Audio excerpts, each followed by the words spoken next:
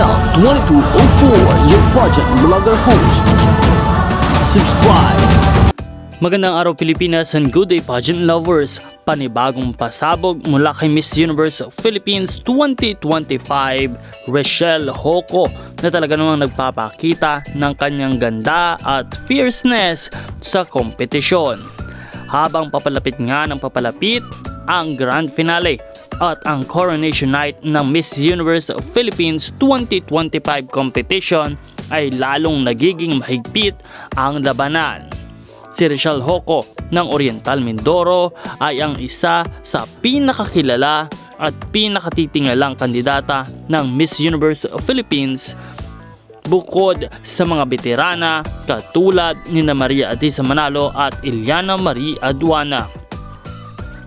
Bilang isang baguhan sa national pageant, si Rachelle Hoco ay isa sa pinakamalalakas na newbie at isa sa tinaguriang dark horse ng kompetisyon.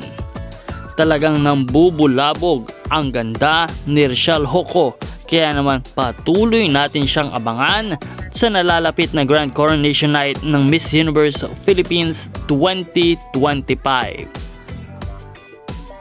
Patuloy na suportahan at iboto sa larangan si Miss Universe Philippines Rachelle Hoco ng Oriental Mindoro.